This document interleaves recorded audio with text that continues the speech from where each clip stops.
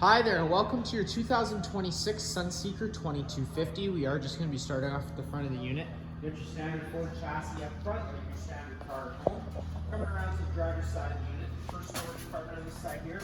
This is just a service port for your generator, so if you're servicing it yourself, this is how you're going to be doing so. Just going to open it up. You got this cover here. At that point, you can open up that guy, lift up, and pull towards you. Gives you access to everything. Also gives you access to another on-off switch, turn it on and off, although there is one inside, and that's the one we'll be going over today. This is how it's also going to be where you check your oil drain for which is down below. Take that back in. You just do the opposite of what you did the first time. Locks that into place, and you know you're good to go. The next one will be for your propane. This is how you turn the propane on and off the unit. This is also where you will be filling it. Of course, you do have to do so at a certified station. Fill port's right there. This valve here is just to turn it on and off counterclockwise, like any standard propane tank or barbecue. Open it up all the way counterclockwise, nice and slowly. That just opens up the flow of propane to the unit. You got a gas gauge inside here, but again, there will be another one inside. I'll go over that once we get there. Here, you get your service port for your hot water heater. Turn that tab over to the middle, pull it towards you. Opens that up. Gives you access to a service port for your hot water heater. I'm going to go over a reset procedure inside. The button I'm going to refer to is just right there. And then you got an 1/8" drain bolt right down there at the bottom. And then, of course, before you ever start up your water heater, when you first get to your campsite, give that pressure relief valve a pull. There should be a shot of water that comes out of there, letting you know the tank's full. It's currently winter here in Manitoba, so that's why there's no water coming out of there right now, because the unit is winterized. And then that's all you really need to worry about in there. And then again, it's just the total, whatever you did to open it, just do it again to relock it. Turn that tab over the middle, flip it down, you're good to go. This is going to be for your fresh tank fill. Thread a guard nose in there, turn it on. That's what's going to pressurize your fresh tank, and that's what's going to fill up your fresh tank, and that's what your water pump draws off of. If you're looking for the city water connection, that's going to be right here. If you're at a site with service, just thread a guard nose in there, turn it on, pressurizes all those lines without the need to run your water pump. Right here, you get your standard 30 amp twist lock connection. This is a shop cord, so yours will look a little bit differently, but it is pretty much exactly the same. You're just taking out that notch there. It lines up with this notch on this side. Press that into place, 8th turn to lock it in. If you follow that cord end back, I know this is an adapter, so again, your cord will look exactly like this. It just won't have that adapter on the end. This is what your 30 amp cord looks like. This is what the other end looks like. This is your standard 30 amp connection, so you can fully run this unit. We do also include a 15 amp park adapter in case you have the unit at home or your campsite only had a 15 amp service, which again is your standard household outlet. Just keep it in mind whenever you are using that 15 amp adapter, you can't run your air conditioner off. That realistically is just to run your fridge and your lights. Plug that in, that little green light comes on in the top, letting you know that everything's all good. Cable satellite inlet, you got your gas fill for the unit. Then in this last storage compartment, I'll let the cameraman come over here just because he's a little bit in the way. You'll be able to open up this guy. This is the first side to your storage compartment. Get a big storage area. Here's your standard starter kit. That's where you're going to find a 15-foot water hose, 10-foot sewer hose, some other miscellaneous goodies, including that 50 amp adapter, that power cord I was telling you about. Then right up on the wall here, you are going to notice this cap. If you twist that off. If you take your flashlight and shine it in there, there will be 2 blue valves inside of there. One's, of course, going to be for your fresh tank drain, and the other one is going to be for your low point drain. The fresh tank drain is obviously to drain all the water out of the fresh tank. You don't want to be traveling around with it full if you don't have to. And then, of course, the low point drain, that's just the lowest point in the water system. It allows you to drain all the water out of the lines for the most part, in case you need to do any service on any of the faucets or anything, or in case you're finishing your winterization process. And then if you come down below, you get your main sewer dump for the unit. Take that cap, twist it, open it up. And I know this is going to be stupid, but you got your gray valve, which is here, which is going to be the one you want to empty last, as it's your little bit cleaner water filled from your sinks and your showers. Then your black tank valve is on the other side, and that's going to be the one you want to empty first. It's your dirtiest water filled from your toilets.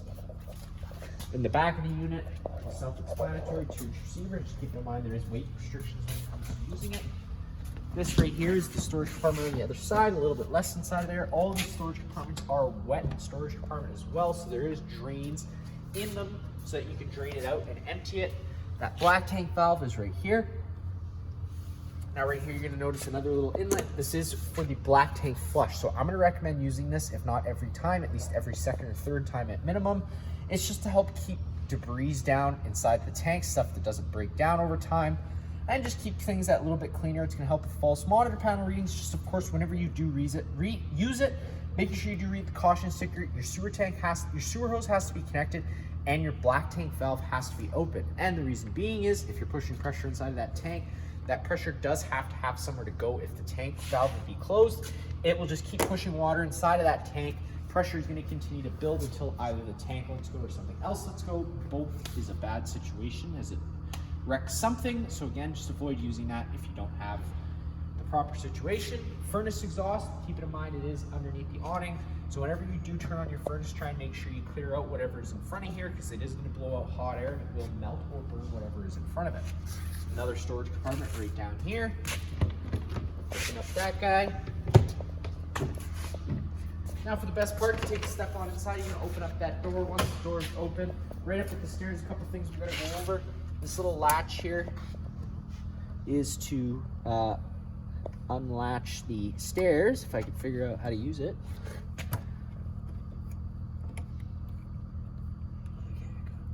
So there you go, that unlatches.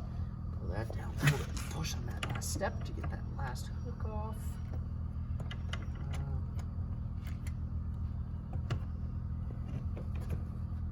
Second here, there you go. That's where you get access to those 2 house batteries. And then up on the wall here, you're gonna have a few different things. Right here is your battery disconnect switch. So with it in the on position, the batteries are connected to the unit as well as the 12 volt. Turning that to the off position will not only then disconnect the batteries, but it does also disconnect the rest of the 12 volt inside of here. So if you ever plug it in, you don't have anything like lights working, make sure you just double check that your battery is actually connected, because again, that also disables the 12 volt inside of here. Solar controller right there on the wall. Again, it's set up for your basic charging needs. If there's sun outside hitting the solar panel, it'll be applying a charge to the battery and the 2 batteries down here. Just keep in mind, it is always important that you check the solar panel periodically for damage, and of course cleaning it, which allows for the best charge. You got 2 light switches here. One does a porch light, one does the awning LED strip light. And then this last button here does just control the awning. Now for that awning to work, the key actually does have to be out of the ignition. If the key is in the ignition, as a safety feature, this won't work at all, so you can't open it while you drive. But once your key's out of the ignition, you're parked, you'll be able to roll that awning out just by holding that extend button, and it's gonna start making its way out. Once that awning is at its full extension, you're gonna see the back of the middle tube and a little flap hang down. Now sometimes that flap can get stuck, so you might just have to retract it a couple feet and then put it back out again, just for that flap to hang down. As you see, the flap's starting to hang down there, and then now you got that back of the metal tube, so you know you're at your full extension. Now if it were to start raining, you can take any arm, front or rear, pull down at the center, changes the pitch of the awning head, allowing water to now run off. Now if you like that angle better, because of course it does allow for more shade underneath, you can do the same thing with the front arm. Just make sure that you do remember to push both these arms back to straight before you bring the awning in. That way you don't run the risk of bending anything. And I know you're looking at it and you're like, wow, it looks a lot like a wind sail. That is going to be my next comment. Whenever you have your awning out, always being mindful of the wind speeds. Once the wind speeds do start picking up, it's very important that you do run this awning back in. Otherwise, you do run the risk of ripping your arms or ripping your fabric or bending your arms. Both get expensive pretty quickly, so again, you're going to want to avoid that. To close it, you're just holding that retract button, and as long as both your arms are straight like they should be, the awning's going to start rolling its way in, and once the arms contact the side of the trailer, the motors are automatically cut out, but I won't bore you with that in the video. Last but not least, you do get your leveling system for the unit, so the key has to be on for that to work. Once the key is in, a menu will pop up. I should do that right now quickly. Put the key in the ignition.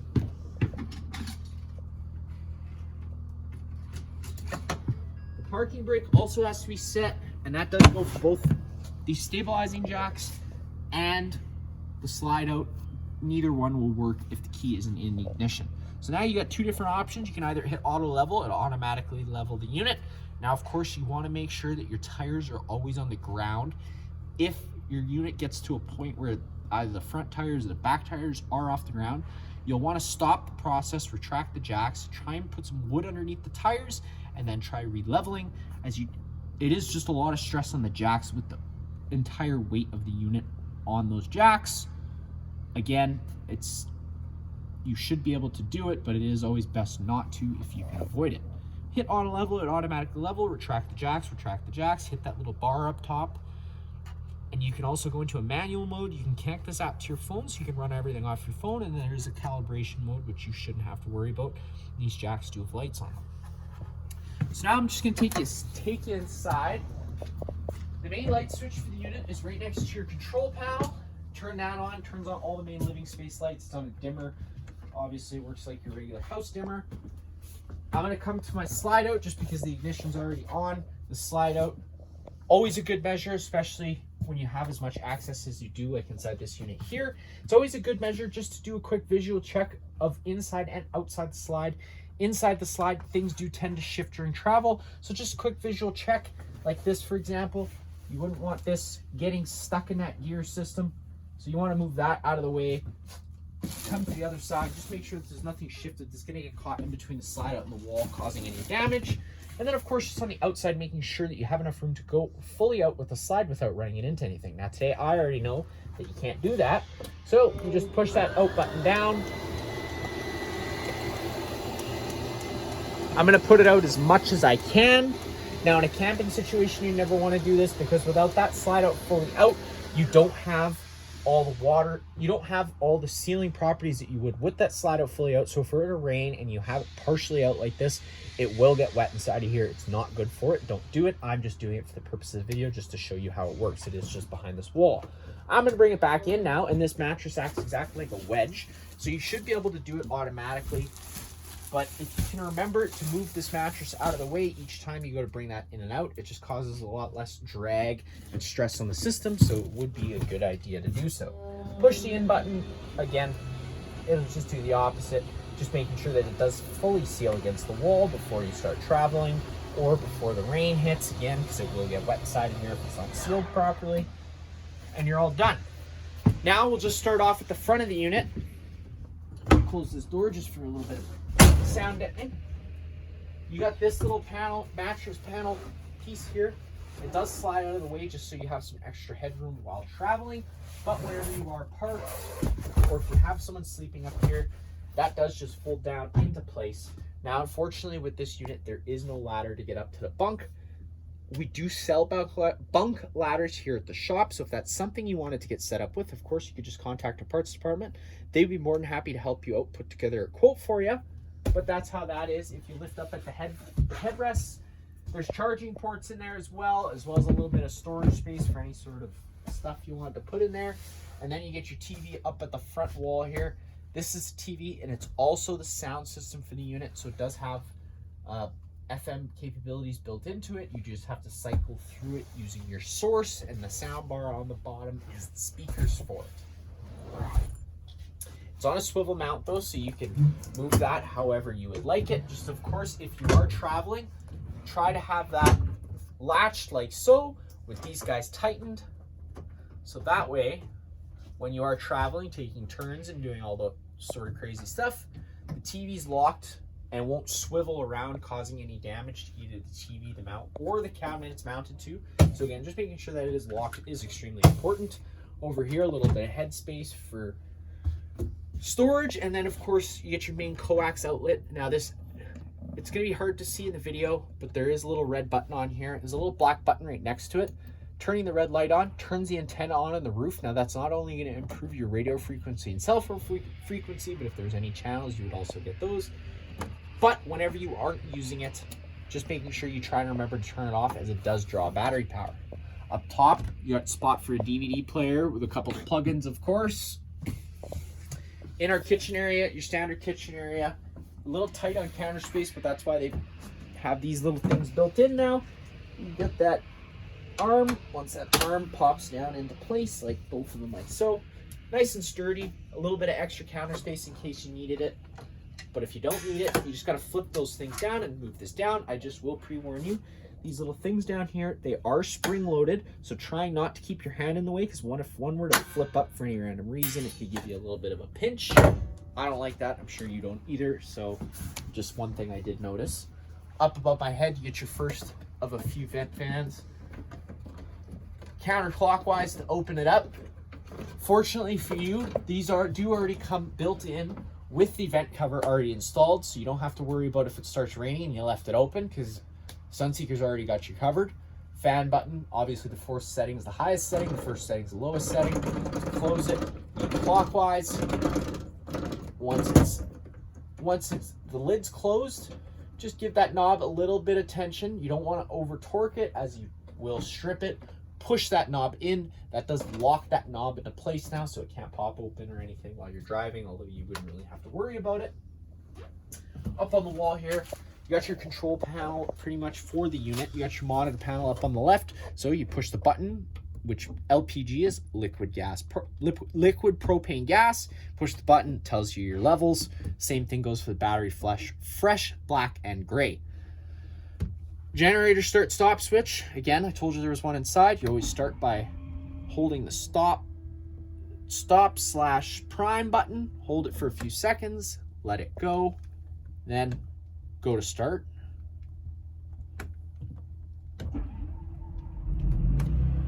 And you hear it does fire right on up. Now, of course, because this is a small gas engine, it is always going to be good to run a shot of stabilizer inside the gasoline on your bus side of things if you're not going to be using it for a while, and just run it through it just to get that gas stabilizer in there, as it does have a carburetor. And with the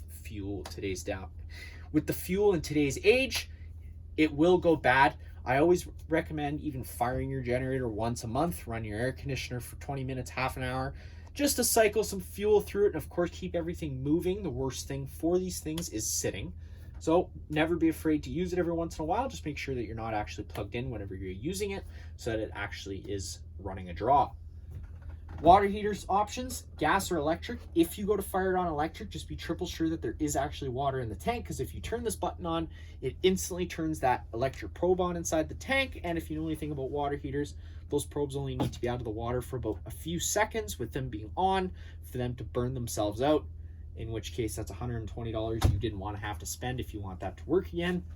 Or you can fire it up on gas. It is the most efficient option. It's going to give you hotter water faster. Again, it is just more costly to run it on that.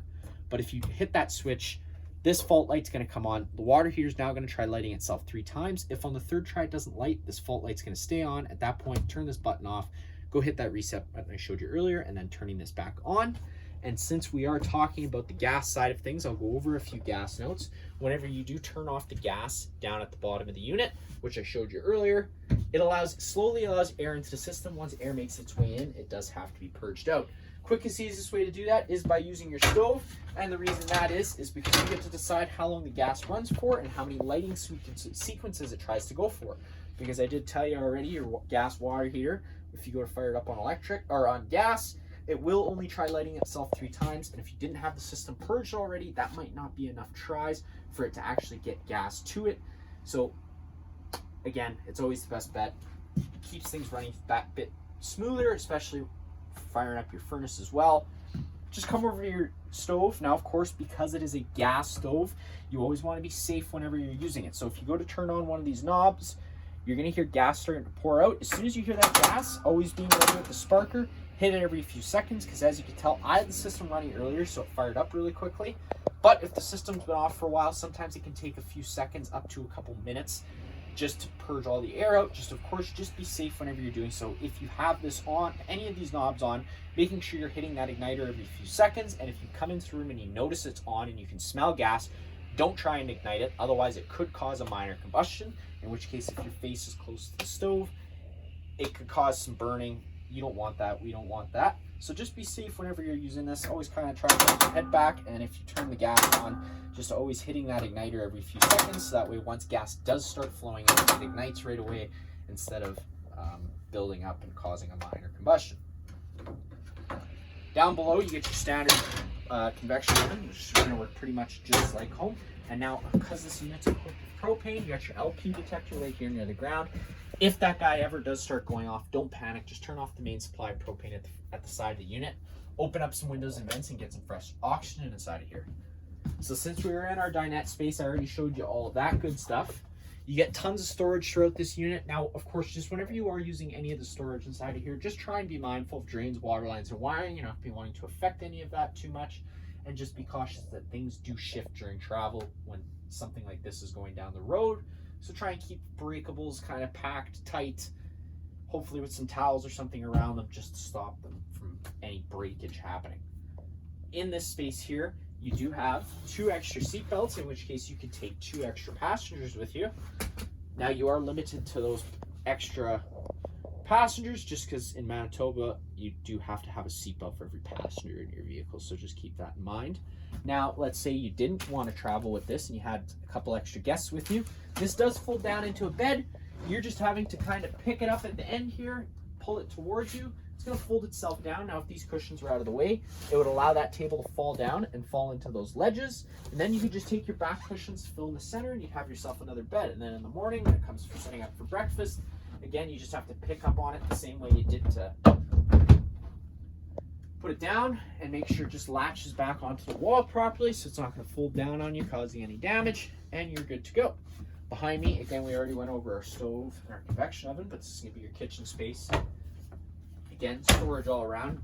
I always recommend running your range hood whenever you are running your stove, because again, you're burning off propane.